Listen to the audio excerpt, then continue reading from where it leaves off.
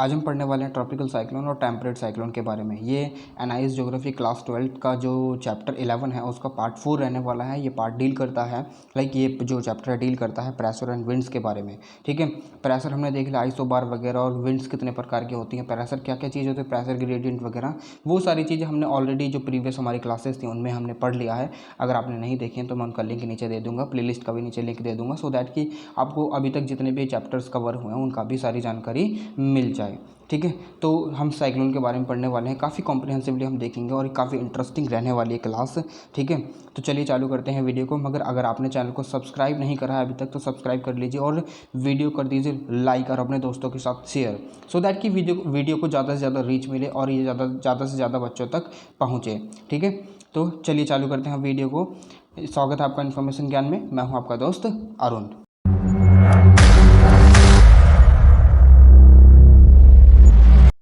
आपको ये तो पता ही है कि जो विंड है वो ट्रैवल करती है high pressure to low pressure की तरफ। ठीक है, ये तो चीज़ मैंने आपको पहले ही बता दी थी। अब मैंने आपको एक और चीज़ बताई थी कि जो हमारी ये मान लीजिए दो लाइन है, अब इनके बीच में ये लाइन है, इसको बोलते हैं ये वाली लाइन, इसको बोलते हैं इक्वेटर।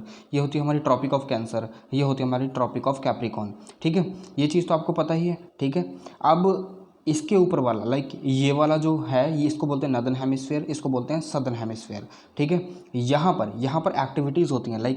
आपको तो पता ही है कि जो इंसुलेशन होता है वो इस रीजन में सबसे ज़्यादा होता है, और जो सूर्य की किरणें हैं ना ज़्यादा से ज़्यादा जो सूर्य दिखाई पड़ता है वो इक्वेटर रीजन में सबसे ज़्यादा दिखाई पड़ता है। और यहाँ का जो टेम्परेचर है वो ऑलमोस्ट 12 महीनों तक इक्वली रहता है, अराउंड 27 डिग्री सेल्सियस। ठीक है, अराउंड 27 डिग्री सेल्सियस और मे बी अराउंड 8। ठीक है, तो यहाँ पर हमें देखने के लिए मिलता है, वेरी करता है तो वो ट्रॉपिक ऑफ कैप्रिकॉन पर, ट्रॉपिक ऑफ कैंसर पर, क्योंकि हमें यहाँ पर समर और विंटर भी दिखाई देने के लिए पड़ते हैं। ठीक है, एक और चीज़ आपको यहाँ पर देखनी पड़ेगी, वो ये कि आपने देखा होगा कि जो नॉर्दर्न हेमिस्फीयर वाला एरिया है वहाँ पर जो लैंड मास है वो जो ओशनिक मास है उससे ज़्यादा है। ठीक है, यानी लैंड की जो प्रेजेंस है यानी कॉन्टिनेंट्स हैं वो सबसे ज़्यादा पाए जाते हैं as compared to the southern hemisphere. Southern hemisphere में ज़्यादा कॉन्टिनेंट नहीं पाए जाते हैं। अब आपको पिक्टोरियोग्राफिक दिखाते हैं। ठीक है, मैं किस चीज़ की बात कर रहा हूँ। ठीक है, यहाँ पर देखिए ये कॉन्टिनेंट्स बने हुए हैं, ये कॉन्टिनेंट बने हुए हैं। अब यहाँ पर मान लीजिए ये है इक्वेटर, ठीक, मानना नहीं है, ये इक्वेटर ही है। ठीक है, ये इक्वेटर ही है। इक्वेटर की अगर आप नॉर्थ में देखेंगे तो नॉर्थ में आपको देखने को मिलेगा जो लैंड मास है वो सबसे ज़्यादा पाया जाता है। वहीं पर जो लैंड मास सदर्न हेमिस्फीयर में अगर हम बात करें तो यहाँ पर कम पाया जाता है। ठीक है, मैं इसलिए आपको अभी बता रहा हूँ ताकि मैं आपको सही से समझा सकूँ। ठीक है, आप समझ सको, आपके दिमाग में एकदम घर कर जाएँ बातें।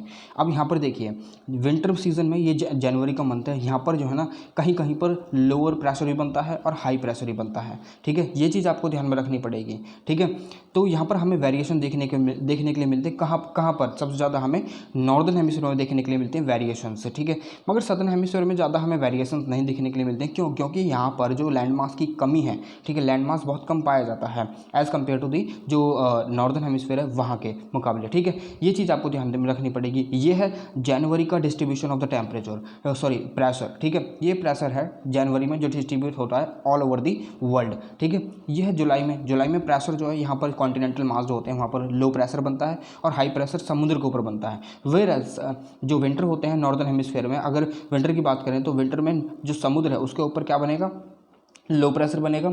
ठीक है, और यहाँ पर हाई प्रेशर बनेगा। ठीक है, हाई प्रेशर बनेगा कॉन्टिनेंट्स के ऊपर। ये बात आपको ध्यान रखनी है, जैसे कि यहाँ बन रहा है। क्यों? क्योंकि समुद्र जो है वो लैंड के मुकाबले कम जल्दी ठंडे होते हैं। ठीक है, और लैंड बहुत जल्दी ठंडी हो जाती है, या रेडिएट कर देती है अपनी एनर्जी को बहुत जल्दी। ठीक है, तो इसलिए वो जल्दी से ठंडी भी हो जाती है, और जो दिन में भी जो है वो टेम्परेचर जो है लैंड का जो है ज़्यादा इंक्रीज़ नहीं होता, मगर जो समुद्र का जो टेम्परेचर है वहाँ पर अप वेलिंग और डाउन वेलिंग भी चल रही होती है, तो इसीलिए वहाँ का जो टेम्परेचर है बहुत जल्दी कम नहीं होता, वो रिमेन बना रहता है। इसलिए यहाँ पर हमें लो प्रेशर पाया जाता है समुद्र में। ठीक है, तो ये चीज़ आपको समझ में आई। चलिए अब आपको साइक्लोन पढ़ाते हैं। अब देखिए साइक्लोन के बारे में अगर बात करें, साइक्लोन पढ़ने से पहले आपको एयर मास और समझा देता हूँ। देखिए ये भी बहुत ज़्यादा ज़रूरी है। ठीक है, अब एयर मास क्या होता है? एयर मास एक पर्टिकुलर जगह है, मानकर चलिए ये है ये मान लीजिए एक पर्टिकुलर कॉन्टिनेंट है, ठीक है, यहाँ पर जो है एक एयर ब्लो कर रही है, एयर ब्लो कर रही है। अब ये जो कॉन्टिनेंट है ना, ये मान लीजिए सहारा मरुस्थल है, ठीक है, सहारा मरुस्थल, इसके ऊपर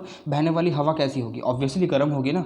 तो गर्म हवा होगी तो यहाँ पर जो एयर मास होगा वो वार्म एयर मास होगा, ठीक है, वार्म एयर मास होगा। लाइक यहाँ पर ये हवा अगर यहाँ पर ज़्यादा तेज़ी से हवा नहीं चली, अगर एयर की जो मूवमेंट होगी वो ज़्यादा होगी, तो यहाँ पर जो एयर है ना, लाइक फिर क्या होगा कि ये वाला जो एयर मास है ये उठकर यहाँ पर आ जाएगा, ठीक है, कहीं और चला जाएगा, और यहाँ पर दूसरी हवा इसका स्थान ले लेगी, तो यहाँ पर मूवमेंट हो जाएगी। तो यहाँ पर हमें जो है ना एक जो कांस्टेंट जो टेम्परेचर की वैल्यू है ना वो नहीं मिलेगी। अब एयर मास क्या होते हैं, एयर मास जो होते हैं यहाँ पर ज़्यादा फीबल विंड वेलोसिटी होती है, यानी ना के मुकाबले विंड वेलोसिटी होती है, तो इसके ऊपर बहने वाली हवा जो होगी वो गर्म होगी, ठीक है, तो गर्म होगी तो इसको बोलेंगे वार्म एयर मास। तो यहाँ पर कुछ कंडीशंस हैं, लाइक टेम्परेचर जो है वो होना चाहिए, प्रेशर, मॉइस्चर, ठीक है, रिलेटिवली होमोजीनस होने चाहिए यहाँ पर, ठीक है, होमोजेनिटी होनी चाहिए। होमोजेनिटी मतलब एक जैसी चीज़ें होनी चाहिए, लाइक पूरा का पूरा एक पर्टिकुलर जगह पर, अगर मैं यहाँ का एग्जांपल दे रहा हूँ तो यहाँ पर एक जो सारा मरुस्थल होता है काफ़ी बड़ा होता है, ठीक है, वहाँ पर काफ़ी दूर तक काफ़ी बड़े एरिया में एक ही पर्टिकुलर जो है पूरा का पूरा जो टेम्परेचर है सेम रहेगा, तो उसके ऊपर का जो एयर मास होगा उसको बोलेंगे वार्म एयर मास, ठीक है। ये बात आपको समझ में आई। चलिए, तो यहाँ पर ये लिख रहा है कि an air mass is an extensive portion of atmosphere having uniform characteristics of temperature, pressure and moisture which are relatively homogenous horizontally, ठीक है, होमोजेनस हॉरिजॉन्टली। अब हॉरिजॉन्टली तो बताया था मैंने आपको, मॉइस्चर तो वहाँ पर होता ही नहीं है, हो या ना हो, अगर मॉइस्चर वाले जगह पर है तो वहाँ पर मॉइस्चर रहेगा, तो मॉइस्चर काफ़ी बड़े एरिया में वो सेम ही मॉइस्चर होना चाहिए, ठीक है। लाइक समुद्र वाले एरिया पर जो एयर मास होते हैं वो मॉइस्ट एयर मास होते हैं, ठीक है, अभी मैं बात करूँगा आगे, ठीक है। And air mass develops when air above the vast and relatively uniform land ocean surface remains stationary रहती है, मैंने आपको बताया अभी, फॉर लॉन्ग टाइम। तो वहाँ पर जो है ना टेम्परेचर और मॉइस्चर फ्रॉम द सरफेस वो एक्वायर कर लेती है वहाँ से, ठीक है, और वो सेम ही बनी रहती है, ठीक है, तभी एयर मास डेवलप होते हैं एक पर्टिकुलर रीजन पर। जैसे कि पोलर एरिया में ठंडा एयर मास पाया जाएगा, ऑब्वियसली क्योंकि वहाँ पर जो है हवा ठंडी होती है, ठीक है। पोलर एरियाज में जो हवा बहती हुई जब वहाँ पर ठंडी रहती है तो वहाँ का जो एयर मास होगा वो कैसा होगा, देखिए, चलिए अभी बताऊँगा थोड़ी देर में, ठीक है। वैसे तो उसको पोलर एयर मास बोलेंगे, ठीक है। The major source regions of the air mass are high latitude polar और low latitude tropical regions. Obviously tropical regions की अगर मैं बात कर रहा हूँ तो वो यहीं की बात कर रहा हूँ। मैंने अभी आपको एक जो डायग्राम बनाकर दिखाया था अभी थोड़ी देर पहले, ये वाला, इसके बीच का ये वाला एरिया, यहाँ पर कॉन्स्टेंटली सारी चीज़ें बनी रहती हैं। लाइक सूर्य जो है ट्रॉपिकल इक्वेटर पर हमेशा बना रहता है, तो इक्वेटर पर हमें मॉइस्ट एयर मास देखने के लिए मिलता है, ठीक है।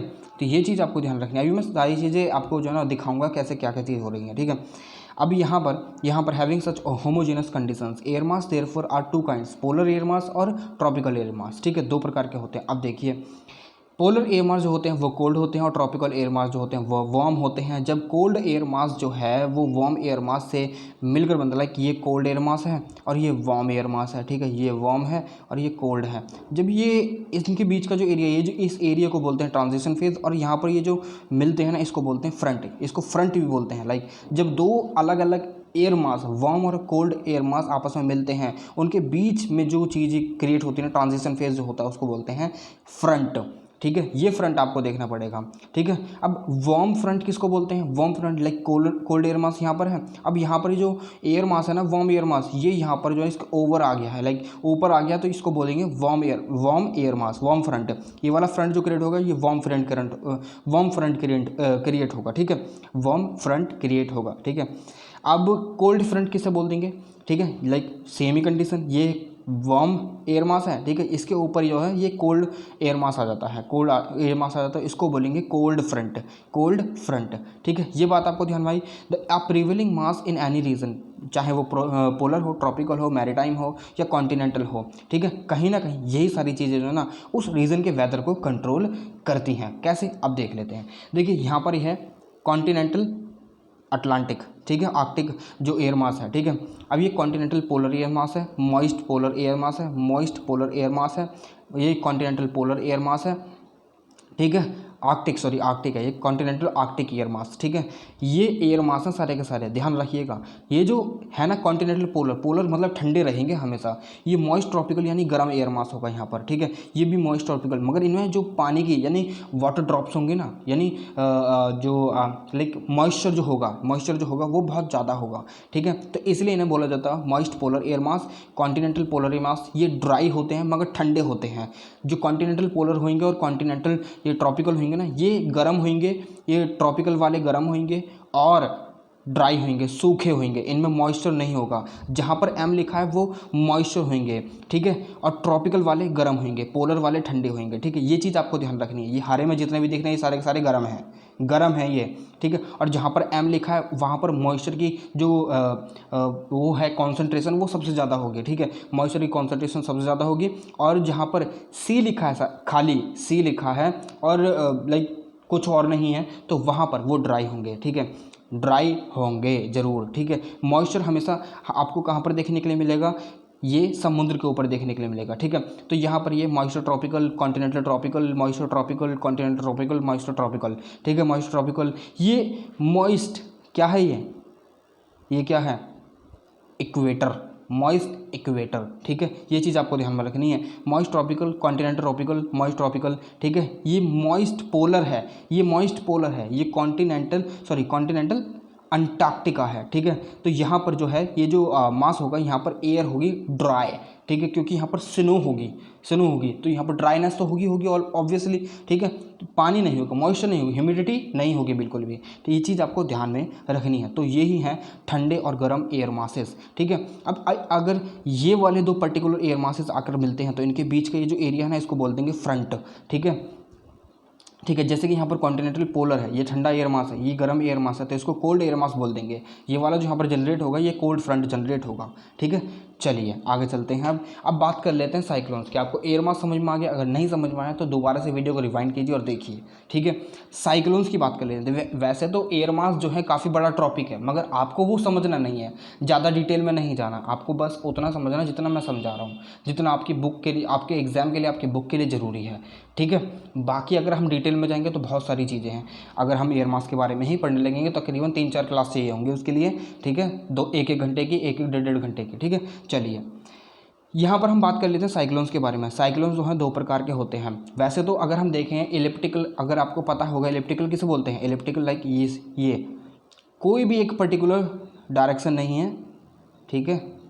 ये डायरेक्शन होती है इलिप्टिकल, मतलब एक पर्टिकुलर कोई भी वो नहीं होता वे ऑफ रोटेशन, ठीक है। इलिप्टिकली वहाँ पर रोटेशन होती है, ठीक है। जैसे कि हमारी पृथ्वी है, उसका एक पर्टिकुलर जो है जब वो सन के अराउंड रिवॉल्व करती है तो वो एक ही जो डायरेक्शन में, एक ही पाथ पर रिवॉल्व नहीं करती है, उसका पाथ जो है वो चेंज होता रहता है, ठीक है। तो उसी को बोलते हैं इलिप्टिकल, ठीक है। अब isobars elliptical arrangement of isobars, जहाँ पर लो प्रेशर होता है सेंटर में और जो विंड है उसी के अराउंड कन्वर्ज होती रहती हैं, ठीक है। अब यहाँ पर अगर हम बात करें तो साइक्लोन जो होते हैं वो क्लॉकवाइज एंटी क्लॉकवाइज होते हैं नॉर्दर्न हेमिस्फीयर में, और क्लॉकवाइज होते हैं सदर्न हेमिस्फीयर में। ये चीज़ आपको ध्यान रखनी है कि एंटी क्लॉकवाइज नॉर्दर्न हेमिस्फीयर में साइक्लोन्स और एंटी साइक्लोन होते हैं क्लॉकवाइज नॉर्दर्न हेमिस्फीयर में, ठीक है। और जो साइक्लोन जो होते हैं लाइक जो क्लॉकवाइज होते हैं सदर्न हेमिस्फीयर में साइक्लोन, मगर जो एंटी क्लॉकवाइज होते हैं वो सदर्न हेमिस्फीयर में होते हैं, ठीक है। ये चीज़ आपको ध्यान रखनी है, कंफ्यूज मत होइएगा, पढ़ लीजिए कि एक बार इस स्टेटमेंट को, आपको समझ में आ जाएगा, ठीक है। साइक्लोन 2 प्रकार के होते हैं, टेम्परेट और ट्रॉपिकल साइक्लोन। टेम्परेट साइक्लोन को मिड लैटिट्यूड साइक्लोन भी बोला जाता है और ट्रॉपिकल साइक्लोन को लो लैटिट्यूड साइक्लोन भी बोला जाता है। अब लैटिट्यूड तो आपको पता ही है, लेटेड हुए, खड़े हुए को बोलते हैं लॉन्गिट्यूड, ठीक है।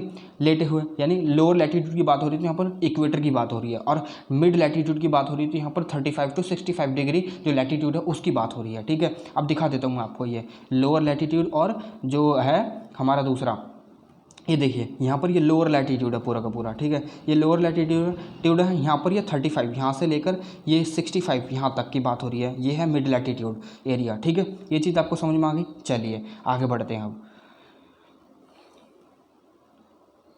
ये हमारा पहला आता है टेम्परेट साइक्लोन। अब टेम्परेट साइक्लोन क्या होते हैं, ये 35 से 65 डिग्री जो नॉर्थ और साउथ है वहाँ पर अकर होते हैं, उनका जो हैपनिंग होती है वो यहीं पर होती है, इसी डिग्री के बीच में, इसी लैटिट्यूड के बीच में, ठीक है।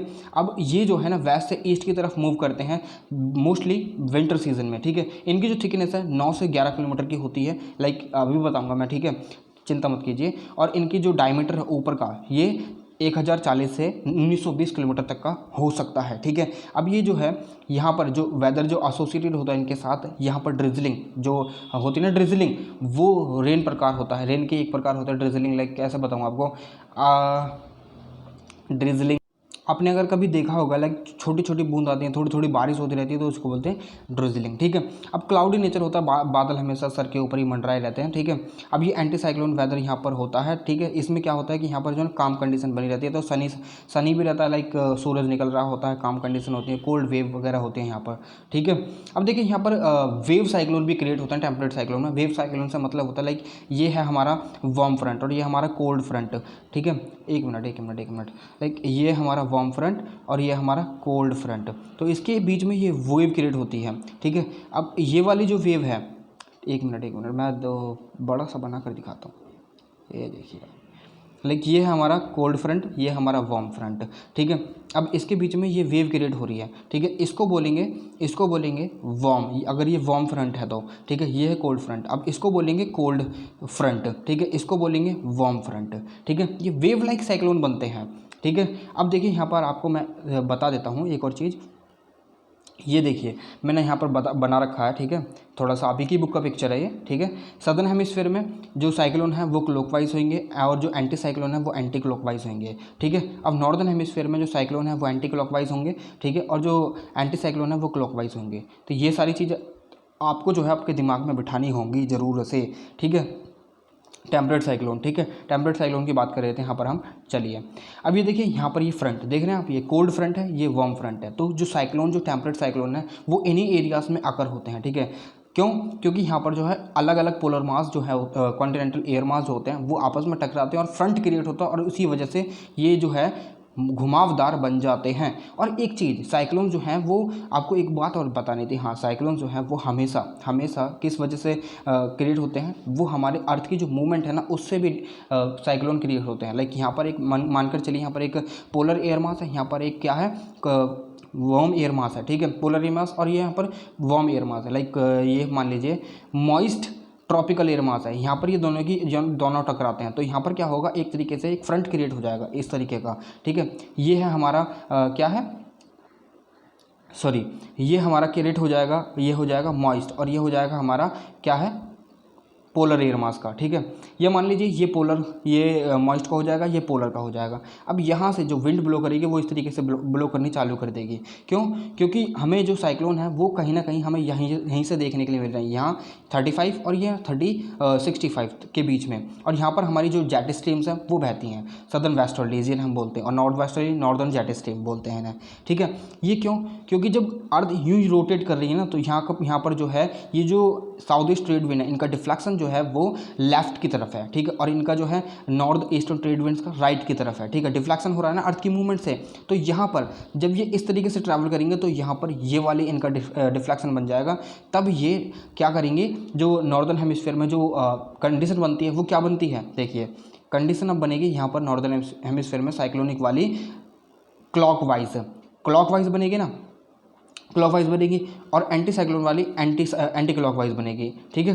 तो यहाँ पर ऐसे ही कहाँ गया वो, ये रहा, ऐसे ही साइक्लोन वगैरह जो हैं वो क्रिएट होंगे, ठीक है। यही विंड जो है डिफ्लेक्ट कर जाती हैं इधर की साइड, और यही जो है जेट स्ट्रीम की जो है रूप ले लेती हैं, ठीक है। ये बात आपको ध्यान रखनी पड़ेगी। तो इस तरीके से साइक्लोन क्रिएट होंगे, कुछ इस तरीके से साइक्लोन क्रिएट होंगे, ठीक है। मैं आपको अब पिक्चर में दिखा देता हूँ, ठीक है। ये देखिए यहाँ पर ये वार्म फ्रंट है, ठीक है, ये कोल्ड फ्रंट है, ठीक है, कोल्ड फ्रंट है। अब यहाँ पर जो वार्म फ्रंट है, वार्म में तो क्या होगा, एयर जो है अपवर्ड की तरफ राइज होगी, और उसके बाद ये कोल्ड एयर बन जाएगी, कंडेंसर प्रोसेस होगी। तो यहाँ पर जो है हमें ये तो पता ही है कि जब हम धरती से ऊपर की तरफ मूव करते हैं तो क्या होता है कि जो टेम्परेचर वो डिक्रीज़ होता है, मगर जब हम पोलर एरियाज़ की तरफ भी मूव करेंगे तब भी टेम्परेचर डिक्रीज़ होगा, ठीक है। अब ऊपर जाएगी एयर तो गर्म होगी, ठंडी होगी, ठंडी होने के बाद फिर वो इधर की साइड मूव करना चालू कर देगी, क्योंकि जो एयर है वो मूव करती है हाई टू लो। अब ये जो जो ठंडी एयर है ये इसका जो प्रेशर है वो हाई हो जाएगा, यहाँ पर हाई मिलेगा तो ये दोबारा से गर्म स्थान की तरफ जाने लगेगी क्योंकि यहाँ पर जो वैक्यूम क्रिएट हो जाएगा। तो इस तरीके से साइक्लोन क्रिएट हो जाते हैं, ठीक है। अब जब ये टकराएंगे ना आपस में तो यहाँ पर प्रेसिपिटेशन भी होगा क्योंकि यहाँ पर कंडेंसेशन प्रोसेस हो रही है ऊपर की तरफ, कंडेंसेशन प्रोसेस, तो यहाँ पर क्या होगा, प्रेसिपिटेशन भी होगा। तो ये होते हैं टेम्परेट साइक्लोन। समझ में आया आपको? चलिए, अगर नहीं समझ में आया तो एक बार अब ज़रूर वीडियो को दोबारा से रिवाइंड कर देखिए, ठीक है। इनका जो अकरेंस होता है वो यहीं इन एरियाज़ में होता है ज़्यादातर, ठीक है, जहाँ पर ये फ्रंट्स वगैरह क्रिएट होते हैं, ठीक है। ये फ्रंट्स हैं सारे के सारे। चलिए, ये आपका हो गया क्या, टेम्परेट साइक्लोन, ठीक है। चलिए, अब बात करते हैं ट्रॉपिकल साइक्लोन के। ट्रॉपिकल साइक्लोन बहुत ही थोड़ा सा डिफ़िकल्ट मान लीजिए थोड़ा सा, ठीक है, क्योंकि जल्दी समझ में नहीं आते हैं और आपको ज़्यादा नहीं समझना, आपको एकदम गहराई में नहीं जाना, आपको बस इतना समझना है कि मोटी मोटी चीज़ें अगर आखिर क्या है ये, ठीक है। ट्रॉपिकल साइक्लोन जो है वो जब दो अलग अलग जो ट्रेड विंड्स हैं वो कन्वर्ज होती हैं तो तब ये ट्रॉपिकल साइक्लोन फॉर्म होते हैं। ये ट्रॉपिक ऑफ कैप्रिकॉर्न और कैंसर के बीच में ये साइक्लोन जो है फॉर्म होते हैं। मोस्टली आपने देखा होगा कि हमारे यहाँ पर जो साइक्लोन वगैरह उड़ीसा की कोस्ट में देखने के लिए मिलते हैं, अरेबियन सी में, बे ऑफ बंगाल में, तो वो सारी चीज़ें, वो सारे साइक्लोन जो होते हैं वो ट्रॉपिकल साइक्लोन ही कहलाते हैं, ठीक है। ये बात आपको समझ में आई? चलिए, यहाँ पर ना तो क्लियर लाइक एक पर्टिकुलर जो फ्रंट होता है ना, कोल्ड फ्रंट और या वार्म फ्रंट, वो यहाँ पर नहीं होता, ठीक है। यहाँ पर जो है कन्वर्जेंस जोन होता है, इसलिए यहाँ पर हमेशा डिफरेंस हमें देखने के लिए मिलते हैं, ठीक है। तो यहाँ पर कोई भी वेल डिफाइंड पैटर्न नहीं होता विंड्स का कि किस डायरेक्शन में बह रही है, नहीं, ठीक है। एक जगह बह रही है वो दूसरी जगह भी जा सकती हैं, लाइक एक ही जगह पर नहीं। यहाँ पर अगर एनर्जी मिलती है और साइक्लोन को, वो मिलती है मॉइस्चर से, जो कि ज़्यादातर जो साइक्लोन है यहाँ पर जो अगर क्रिएट होते हैं तो वो कहाँ पर होते हैं, समुद्र की सतह पर होते हैं, क्योंकि समुद्र पर जो इंसुलेशन है वो ज़्यादा होता है। उस वजह से क्या होता है कि जो वहाँ पर इंसुलेशन की वजह से जो एयर है वो वाटर है वो इवेपोरेट होना चालू हो जाता है। तो वहाँ का जो वाटर है जो इवेपोरेट होता है तो वो ऊपर की साइड उठना चालू हो जाता है, अभी बताऊँगा थोड़ी देर में, ठीक है। तो यहाँ पर ये ध्यान रखिए, ठीक है। यहाँ पर जो आइसोबार का अरेंजमेंट है वो सर्कुलर में होता है। यहाँ पर जो इन साइक्लोन्स को अलग अलग नाम से पुकारा जाता है, जैसे कि कैरेबियन सी में टाइफून बोला जाता है, ठीक है, हरिकेन बोला जाता है, और टाइफून बोला जाता है चाइना में, जापान में एंड फिलीपींस में, ठीक है, और साइक्लोन बोला जाता है इंडिया में, ठीक है, और विलीविलीज बोला जाता है नॉर्दर्न ऑस्ट्रेलिया में। ये चीज़ आपको ध्यान में रहेगी। चलिए, अब देखिए यहाँ पर इधर की साइड फॉर्म होते हैं, इधर की साइड, इसी एरिया में, पर्टिकुलर इसी एरिया में फॉर्म होते हैं ये कौन से, ट्रॉपिकल साइक्लोन्स, ठीक है। ये कहाँ कहाँ पर कौन कौन से महीने में फॉर्म होते हैं ये सारी चीज़ें भी यहाँ पर लिखी हुई हैं, ठीक है। क्योंकि southern hemisphere northern hemisphere vary करता है, ठीक है, क्योंकि जब नॉर्दर्न हेमिस्फीयर में विंटर चलते हैं तो सदर्न हेमिस्फीयर में समर चल रहा होता है, जब सदर्न हेमिस्फीयर में विंटर चलते हैं तो नॉर्दर्न हेमिस्फीयर में समर चल रहे होते हैं, ठीक है। अब देखिए यहाँ पर, अब जैसे कि मानकर चलिए ये जो ना ये समुद्री सरफेस है, यहाँ पर ये साइक्लोन फॉर्म होने वाला है, ठीक है। यहाँ पर जो है इंसुलेशन जो है काफ़ी देरी से चल रहा है, लाइक कुछ कंडीशंस होनी चाहिए तभी ये साइक्लोन फॉर्म होते हैं, जैसे कि एक कांस्टेंट टेम्परेचर होना चाहिए यहाँ पर, ठीक है। कांस्टेंट टेम्परेचर के साथ साथ जो है यहाँ पर जो सैलिनिटी वगैरह लाइक ज़्यादा नहीं होनी चाहिए, इसलिए हमें जो है ना ज़्यादातर जो साइक्लोन वगैरह वो फॉर्म होते हुए देखने के लिए मिलते हैं ज़्यादातर बे ऑफ बंगाल में। क्यों? क्योंकि जो बे ऑफ बंगाल की सैलिनिटी है ना वो अरेबियन सी के मुकाबले बहुत कम है। क्यों? इसलिए क्योंकि जो बे ऑफ बंगाल है वहाँ पर जो ना गंगा जैसे जो पवित्र नदियाँ हैं वो आकर मिलते हैं और अपना जो मीठा पानी वहाँ पर डालती हैं। जब यहाँ पर साइक्लोन वगैरह फॉर्म होते हैं बे ऑफ बंगाल में इवेपोरेशन के कारण, तो यहाँ पर क्या होता है कि जो बारिश वगैरह जो होती है तो यहाँ पर जो बारिश का पानी है उसमें वो भी फ्रेश वाटर ही होता है और वो भी वहाँ पर फ्रेश वाटर इंक्रीज़ कर देते तो फिर वहाँ पर और ज़्यादा इवेपोरेशन होने लग जाती है, तो इसीलिए वहाँ पर हमें साइक्लोन देखने के लिए मिलते हैं। अब बात कर लेते हैं कंडीशंस के अलावा कि फॉर्म कैसे होते हैं ये, ठीक है। तो ये देखिए, ये मानकर चलिए समुद्री सरफेस है, समुद्री सरफेस के अलावा देखिए यहाँ पर जो है अब क्या होता है, इवापोरेशन होना चालू हो गया, इंसुलेशन हो रही है, ठीक है। इंसुलेशन तो सोलर इंसुलेशन तो जानते हैं आप, ठीक है। चलिए, अब यहाँ पर इंसुलेशन हो रही है तो यहाँ पर क्या होगा कि ये जो पानी है ना गर्म हो जाएगा, गर्म होने के साथ साथ जब यहाँ पर इवापोरेशन होगी तो ये ऊपर उठना चालू कर देगा, तो यहाँ पर इसका जो टेम्परेचर है वो डिक्रीज़ होने लग जाएगा, ठीक है। और यहाँ पर जो वाटर वेपर था ना, लाइक जो वाटर वेपर इवापोरेशन जो हो रहा था, जब वाटर वेपर थी अब उन्होंने वाटर ड्रॉपलेट का रूप ले लेना है, तो कंडेंसेशन प्रोसेस होगी, तो वहाँ पर जब वाटर ड्रॉपलेट का रूप लेगा तो वहाँ पर एनर्जी रिलीज होगी ना, क्योंकि फ्यूजन और फिजन चल रहा है, फ्यूजन यहाँ पर क्या हो रहा है, फ्यूजन हो रहा है, फ्यूजन लाइक जुड़ रही हैं जो वाटर वेपर थे वो आपस में जुड़ रहे हैं, तो यहाँ पर एनर्जी रिलीज होगी, तो यहाँ पर क्या क्रिएट क्या होगा, लो प्रेशर क्रिएट होगा ऊपर, ठीक, क्योंकि यहाँ पर कंडेंसेशन प्रोसेस चल रही है। तो यहाँ पर जब लो प्रेशर क्रिएट होगा, तो यहाँ पर लो प्रेशर जब क्रिएट होगा तो आसपास की एयर जो है वो हाई प्रेशर वाली, क्योंकि यहाँ पर तो हाई प्रेशर है, क्योंकि हमें पता है कि जब एयर ऊपर उठती है तो ऊपर जो है जाकर ठंडी हो जाती है, तो किसी किसी जगह पर जब इवेपोरेशन ज़्यादा होता है ना, तो वहाँ पर ऊपर जाकर लो प्रेशर क्रिएट हो जाएगा just because of release of energy, ठीक है, ये बात आपको ध्यान में रहेगी। तो यहाँ पर जब एयर अदर एरियाज़ की ठंडी होती है, तो वो ठंडी जो एयर है, लाइक हाई प्रेशर वाली एयर जो है वो, एक मिनट कहाँ चला गया, एक मिनट, जो हाई प्रेशर वाली एयर है तो क्या करेगी, जो हाई प्रेशर वाली एयर है वो लो प्रेशर की तरफ जाना चालू कर देगी। जब लो प्रेशर की तरफ जाना चालू कर देगी तो यहाँ पर जो है एक तरीके से एक डिफ्लेक्शन हमें डिसेंड होती हुई जो एयर है दिखाई देने लगेगी, ठीक है। यहाँ से तो ऊपर उठेगी और यहाँ पर ये घूमने लग जाएगी, इसके चारों ओर तो ठंडी एयर रहेगी, मगर यहाँ पर आप देखोगे ना तो यहाँ पर एक लो प्रेशर क्रिएट होगा just because of release of energy और the condensation through the by the condensation process, क्योंकि यहाँ पर कंडेंसेशन प्रोसेस चल रही है। तो यहाँ पर ये जो आप लेंथ देख रहे हैं ना, ये आई ऑफ द साइक्लोन है, तो यहाँ पर कामनेस होती है, क्योंकि यहाँ पर जो ठंडी हवा है वो नीचे आ रही है और इसके आसपास ठंडी हवा के आसपास जो गर्म हवा है वो ऊपर उठ रही है, तो इसी से एक सर्कुलेशन क्रिएट हो जाता है। अब ये जो सर्कुलेशन क्रिएट होता है वो डिफ्लेक्शन ऑफ द विंड के कारण होता है। क्यों? क्योंकि जो अर्थ रोटेट कर रही है तो उसी वजह से ये डिफ्लेक्शन क्रिएट होता है। अब मैं आपको डिफ्लेक्शन क्रिएट कर दिखाता हूँ, ठीक है, just wait, let me create the deflection now.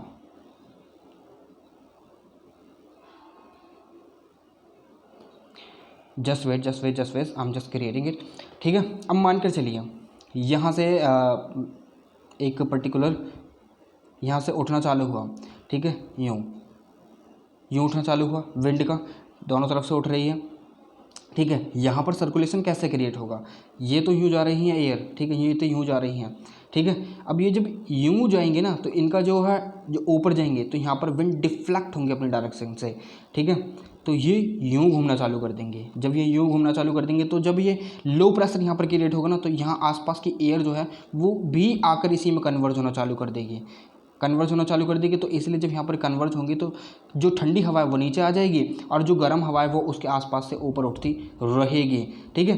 अब एक बार डिफ्लेक्शन देख लेते हैं धरती के घूमने की वजह से। धरती जो है ये है, अब ये यूँ घूम रही है, ठीक है। नॉर्दर्न हेमिस्फीयर में जो एयर का सर्कुलेशन है वो इधर की साइड डिफ्लेक्ट कर जाएगा और सदर्न में यूँ इधर इसकी साइड डिफ्लेक्ट कर जाएगा, ठीक है। अब यहाँ पर हमें जो है इसी एरिया में देखने के लिए मिलते हैं। जब ये यहाँ पर होंगे, ठीक है, तो ये जो है यूँ होंगे, ठीक है, यूँ सदर्न हेमिस्फीयर में, ठीक है। अब ये नॉर्दर्न हेमिस्फीयर में यूँ हो जाएंगे, ठीक है, एंटी क्लॉकवाइज, ठीक है, जो कि मैंने अभी आपको यहाँ पर बताया था। देखिए, northern hemisphere anti clockwise cyclone, ठीक है, सदर्न हेमिस्फीयर क्लॉकवाइज साइक्लोन, ठीक है। ये चीज़ आपको समझ में आई, क्यों? क्योंकि धरती की डिफ्लेक्शन, धरती के घूमने की वजह से और कोरियोलिस फोर्स की वजह से, ठीक है। ये आपके ट्रॉपिकल साइक्लोन इसीलिए क्रिएट होते हैं, इसी वजह से क्रिएट होते हैं ट्रॉपिकल साइक्लोन। और अलग अलग नाम ये जो पूछे गए हैं ना, लाइक कैरिबियन सी में इनको हरिकेन बोलते हैं, टाइफून चाइना, जापान और फिलीपींस में बोलते हैं, साइक्लोन इंडियन ओशियन और जो अरेबियन सी में भी बोलते हैं, ठीक है। मगर इंडियन ओशियन और अरेबियन सी में अलग अलग नाम दिए जाते हैं, जैसे कि इंडिया के द्वारा अलग नाम दिए जाते हैं, हर साल नाम चेंज होते हैं साइक्लोन के द्वारा। साइक्लोन को जब आते हैं तो उनको अलग से नाम दिया जाता है एक, ठीक है। मगर आपको ये ध्यान रखना है कि इंडियन ओशियन में और बे ऑफ बंगाल में, इंडियन ओशियन में जितने होते हैं इंक्लूडिंग बे ऑफ बंगाल और अरेबियन सी, उनमें साइक्लोन बोला जाता है और नॉर्दर्न ऑस्ट्रेलिया में इनको बोला जाता है विली विलीज, ठीक है। तो ये थे आपके जो टेम्परेट और ट्रॉपिकल साइक्लोन। अगर आपको इससे रिलेटेड कोई भी प्रॉब्लम होती है, डिफ्लेक्शन दिखा रखा है, देखिए ये डिफ्लेक्शन, ये चीज़ आपको ध्यान रखनी है। डिफ्लेक्शन को बोलते हैं कोरियोलिस फोर्स, ठीक है। ये चीज़ आपको हमेशा ध्यान रखनी है, हमेशा, ठीक है। तो अभी फिलहाल के लिए इस वीडियो में इतना ही। आपको कैसी लगी video, do let me in the comment box. अगर आपकी कोई भी क्वेरी होती है भाई बता दो यार, मैं हूँ बताने के लिए, ठीक है। मैं हूँ, आपका भाई है अभी जिंदा, ठीक है, आपको बता देगा जो भी प्रॉब्लम है। डू लेट मी नो, मुझसे शेयर करो। आप कहाँ पर बता सकते हो? आप मुझे डायरेक्टली मैसेज कर सकते हो इंस्टाग्राम पर, जिसका लिंक नीचे डिस्क्रिप्शन में है, और चैनल के अबाउट पेज पर भी है, ठीक है। आप मुझसे यूट्यूब पर भी नीचे कमेंट बॉक्स में कमेंट करके आप अपनी क्वेरी पूछ सकते हो। टेलीग्राम पर कनेक्ट हो सकते हो सो दैट कि you get the PDF of this particular video as soon as possible, ठीक है। और आप मुझसे फेसबुक पर भी कनेक्ट हो सकते हो। तो अभी फ़िलहाल के लिए इस वीडियो में इतना ही, आपसे विदा लेना चाहूँगा नेक्स्ट वीडियो के लिए, ठीक है। तब तक के लिए जय हिंद।